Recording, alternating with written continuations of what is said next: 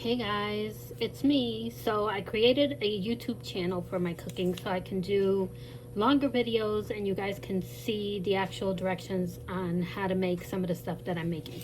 So I was asked to do a video on how to make the no knead bread, so we're going to do that today. Okay, so the first thing we're going to do is we are going to get some warm water, a cup and a half, and to this we are going to add about a tablespoon of sugar.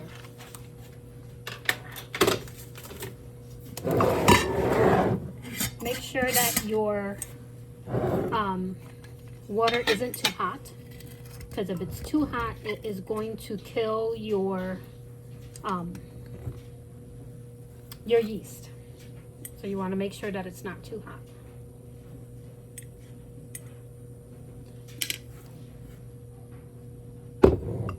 Okay, and then to this you're going to add 1 packet of active dry yeast. And you can either get them in the packets or you can get them in the bigger packages if you're going to be making a lot of bread. I have both, so I figured I would use this because this is what most people will be using when they make the bread.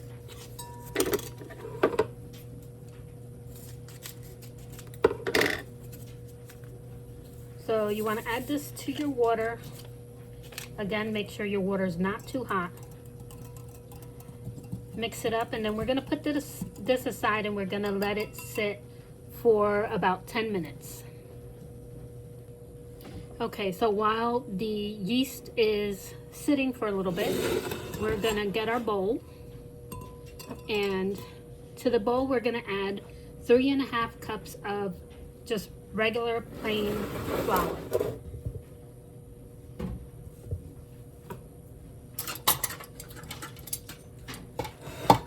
I have not tried this with anything other than regular flour, so I don't use bread flour or anything like that. It's too expensive, and this works just as well.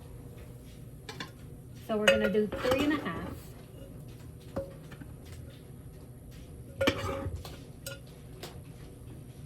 And my measuring cup is 1.5, so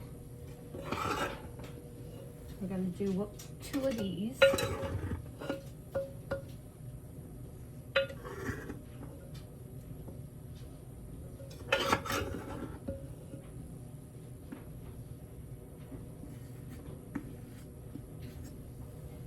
So that's 3.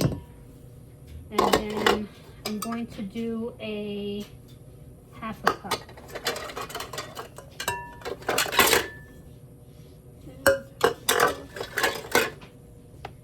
Here we go.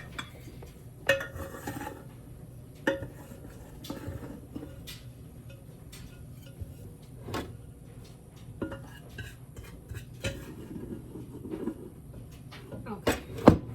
I'm running out of flour here, so bear with me a little bit. Okay, so we have 3.5 cups of flour that's going in here.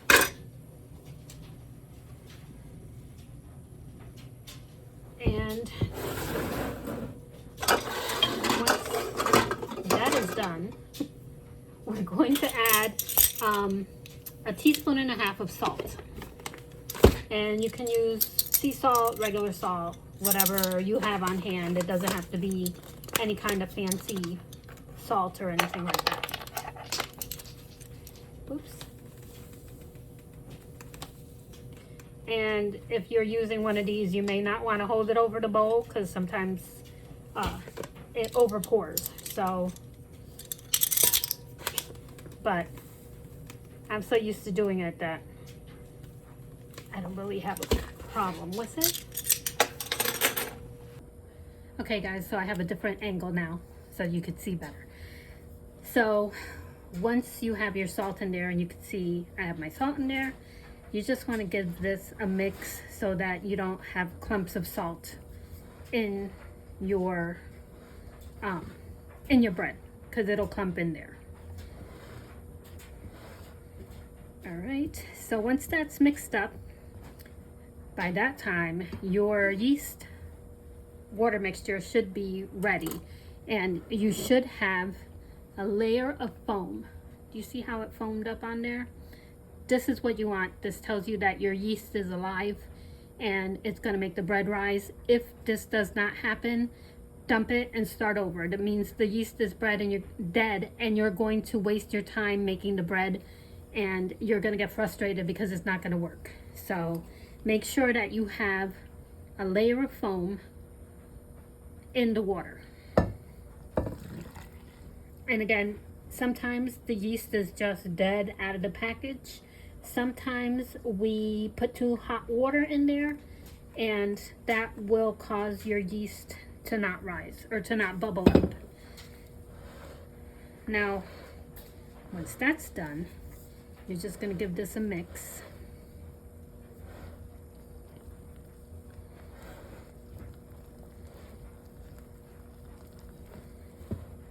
And it's not going to look pretty. It's not gonna be nice and smooth. This is a no knead bread, which means you're really not gonna touch it a lot. If you do, it's gonna be a firmer piece of bread. It's gonna make a firmer bread, basically. A brick. So you don't wanna mess with it too much. Okay, so once I get most of it incorporated, let me just take my rings off at this point, because I forgot to take them off before I started this.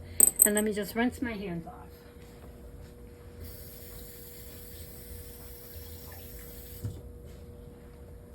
Okay, at this point, you want to have a little moisture on your hands. You can use oil if you want to. If not, just wet your hands and it'll make this process a little less dramatic because it's going to stick to your hands.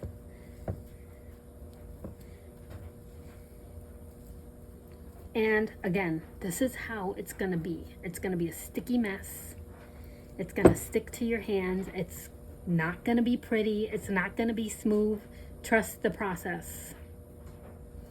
Once that's mixed, which means you don't have any floured parts in here, a lot of people like to then put this into an oiled bowl. I don't bother to do that. It's just going to make me have to wash one more bowl.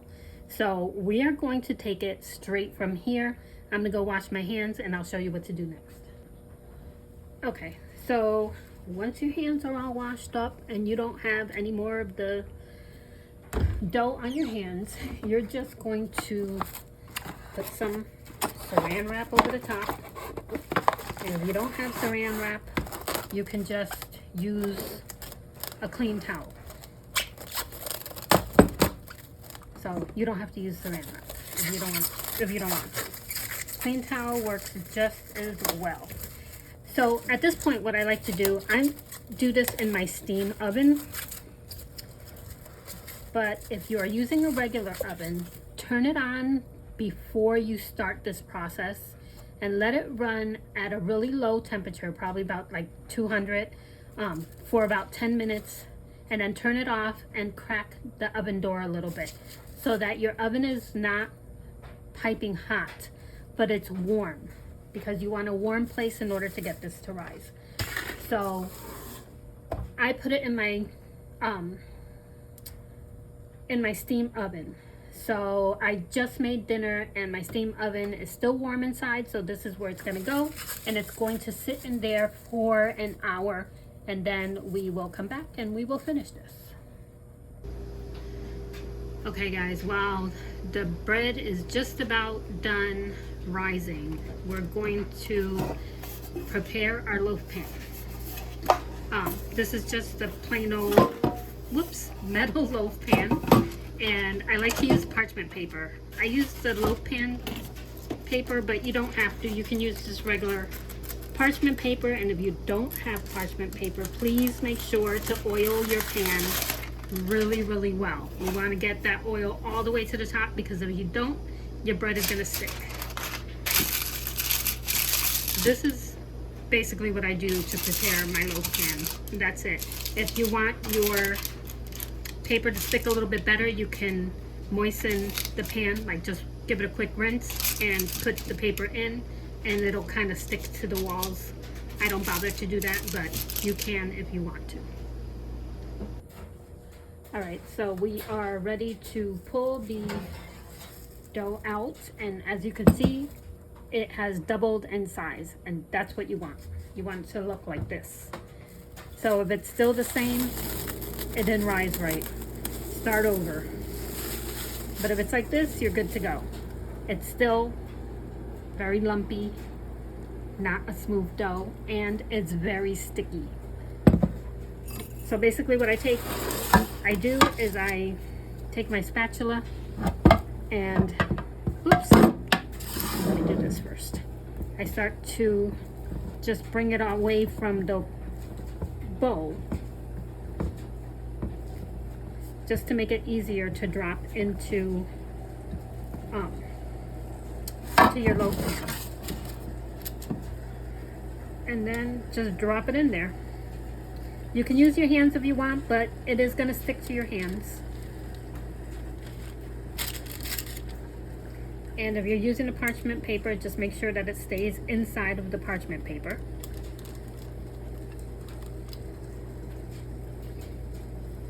And I just scrape as much of the dough as I can, mainly because I don't want it going down my sink. So I try to get all of this out before I put this into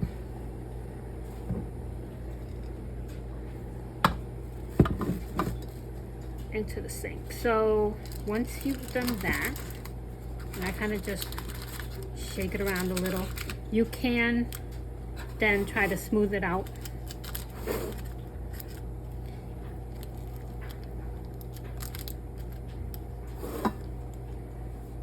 And I just smooth it out a little bit. I don't go too crazy. I don't care. It's gonna get eaten whether it looks pretty or not. Once it's like this, you're gonna let it sit in the oven again for another 30 minutes, and then we shall return. Okay guys, so you could see the bread rose again, so now it's time to bake it. So I'm baking this in my steam oven, so I'm going to preheat the steam oven for about a minute or two at 375, and this is going to go in there for about 20 to 22 minutes, just to get the top brown. If you want a crispier crust, you can let it go the full 30 minutes, but in the smaller oven, you're gonna do about 20 to 22, 25 minutes. If you're using the big oven, you're going to preheat the oven at 375, and you're going to put it in there for half an hour, 30 minutes. And we will come back when this is done. You can see how it's going here. It's looking nice and brown on the top, and that's what you want. Do not open the oven though. If you're using a regular oven, just let it go. Trust the process. Okay guys, so the oven just rang, which means our bread is done. Let me just get some pot holders.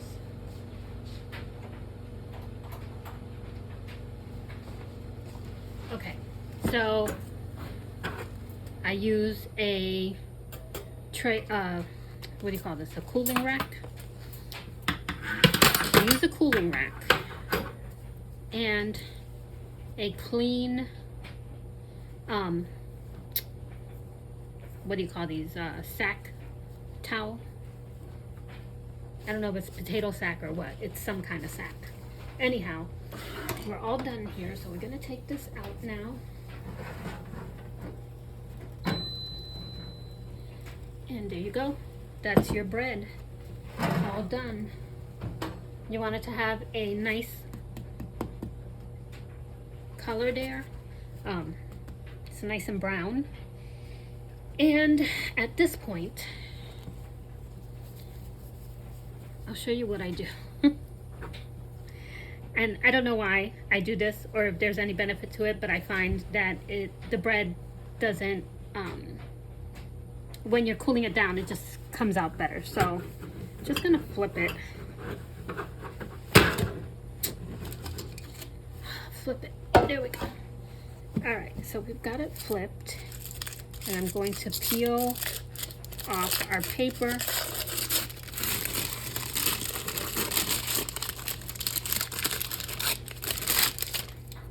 And sometimes the paper gets stuck, so you just gotta kind of pray that you peel off all of it. Ooh, it's really hot. And you can let it cool down a little bit before you do this part, but I like to get this wrapped as quickly as I possibly can before it starts to cool.